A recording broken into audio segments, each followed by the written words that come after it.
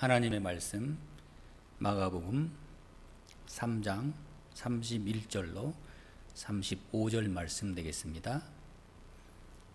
하나님의 말씀 마가복음 3장 31절로 35절 말씀 되겠습니다. 그때 예수의 어머니와 동생들이 와서 밖에 서서 사람을 보내어 예수를 부르니 무리가 예수를 둘러 앉았다가 여짜오되 보소서 당신의 어머니와 동생들과 누이들이 밖에서 찾나이다. 대답하시되 누가 내 어머니이며 동생들이냐 하시고 둘러앉은 자들을 보시며 이르시되 내 어머니와 내 동생들을 보라. 누구든지 하나님의 뜻대로 행하는 자가 내 형제요 자매요 어머니이니라. 아멘. 우리는 혈연 관계를 중심으로 살아갑니다. 전통적인 가족 중심의 사회 구조 속에서 살아갑니다.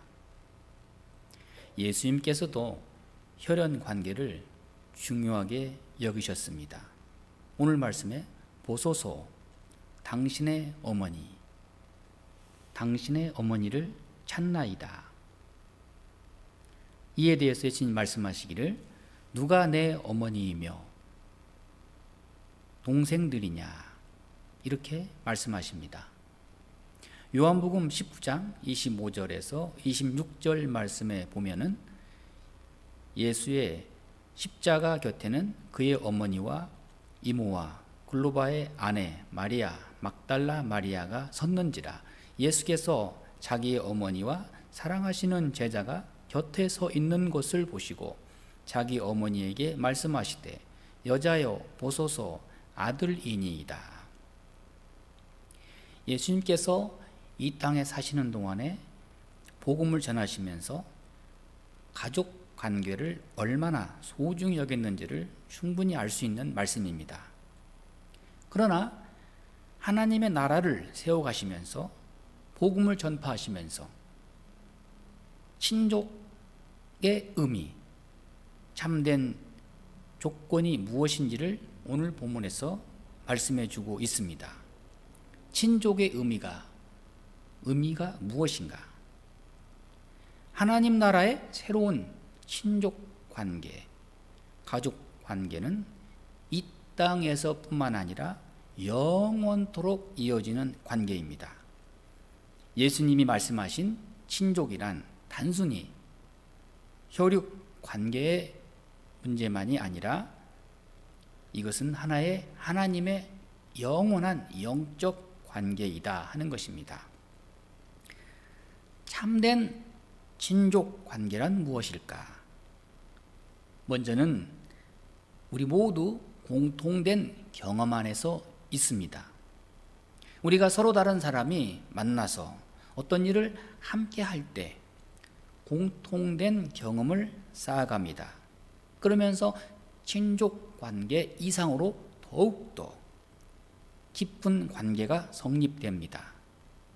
모든 그리스도인의 경험 속에 공통된 체험과 신분이 있습니다. 어떤 신분과 체험일까요? 에베소서 2장 3절 말씀에 전에는 우리도 그 가운데에서 우리 육체의 욕심을 따라 지내며 육체와 마음에 원하는 것을 하여 다른 이들과 같이 본질상 진노의 자녀이었더니. 우리 그리스도인들은 공통된 신분, 체험을 갖고 있습니다. 어떻게요? 전에는 마귀의 자녀, 하나님과 원수 관계였던 우리다. 그러면서 그리스도 안에서 죄사함 받은, 용서받은 죄인이라는 공통된 경험과 신분을 갖고 있습니다. 그런 면에서 참된 친족 관계가 성립되는 것입니다. 주님은 은혜 가운데 우리로 하여금 하나님을 아버지라 부를 수 있는 직분으로 우리를 삼으셨습니다. 즉 하나님의 자녀, 다른 말로 하면 양자의 신분을 갖고 살아가도록 놀라운 복을 주신 것입니다.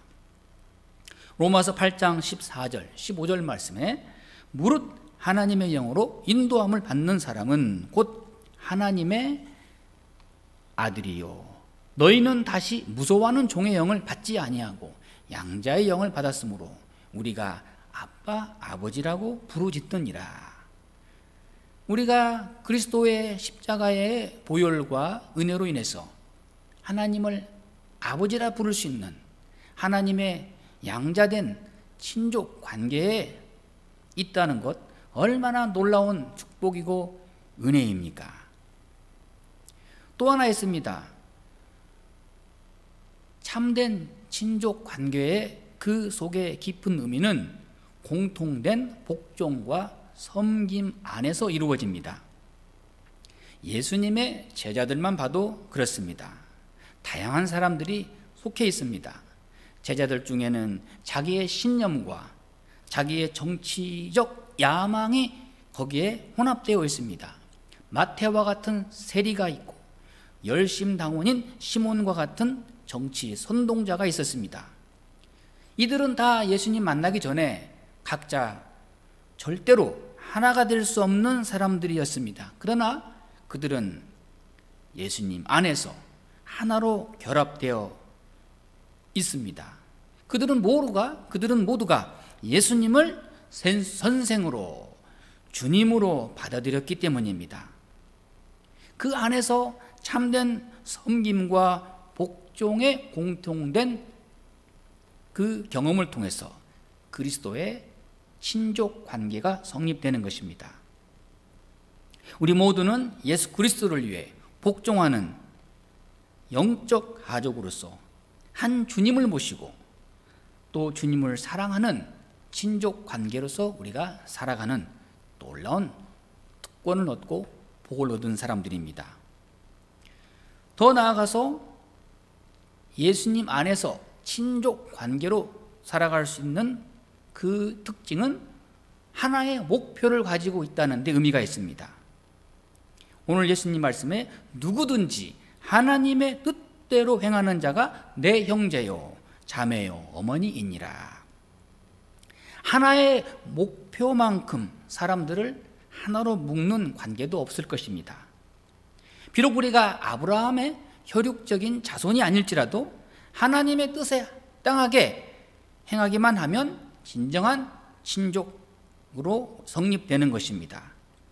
하나님의 뜻대로 행하지 않는 사람은 진정한 영적 친족 가족이 될 수가 없습니다.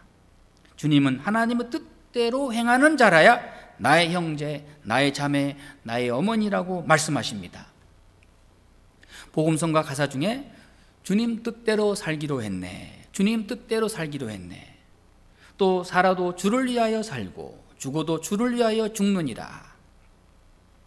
가사대로 살아가야 할 것입니다. 그런데 나중에 보면 자기를 위해서 살고 가족을 위해서 살고 주님 뜻과는 거리가 먼 삶을 살아가는 사람들을 많이 봅니다. 이러한 사람들은 그리스도의 진정한 혈육 관계에서 하나 될 수가 없는 것입니다. 우리 예수님은 혈연적인 관계보다 영적인 형제를 더욱 중요시 여기십니다. 주님이 세우신 교회는 또한 어떠한 곳입니까? 예수님의 말씀 위에 세워진 주님의 몸된 교회입니다. 우리 주님께서 선지자들과 사도들을 통하여 말씀 위에 세우신 교회의 구성원이야말로 진정한 하나님의 가족이요 예수 그리스도 안에서 친형제 자매가 되는 것입니다. 하나님께서 세우신 교회에 진정한 하나님의 가족, 친족 관계가 성립됩니다. 교회를 통하여 영적인 가족이 세워진 것입니다. 하나님께서는 교회에 큰 권세를 주셨습니다. 교회로 하여금 복음을 전파하면 죄악 속에 갇혀있던 영혼이 해방되고 또한 영혼이 이제는 영원한 하나님의 가족으로 새롭게 영광을 누리게 됩니다. 우리 주님은 이 지상에 하나님의 교회를 세우시고 보존하시고 복음을 전파하도록 오늘 또 우리와 함께 하십니다. 주님의 나라를 위해서 우리는 하나된 목표를 가지고 살아갈 때 진정한 영적인 친족 관계가 되는 것입니다. 오늘 본문의 말씀에 둘러앉은 자들을 보시며 이르시되 내 어머니와 내 동생들을 보라. 주님의 형제 자매가 되고 모친이 되는 것은 교회의 영광 중에 영광입니다. 가문의 영광입니다. 하나님의 뜻대로 하는 그런 사람으로서 하나님의 영원한 친족이 되는 영광을 우리가 함께 누릴 수 있기를 바랍니다. 오늘 또 우리는 구원자 되시는 예수님을 더 가까이에서 더 함께 함으로 인해서 하나의 공통된 목적을 가지고 하나님의 뜻을 이뤄가면서 우리는 하나님의 나라를 세워가는 친족 관계로 오늘 또 함께 합니다. 기도하겠습니다.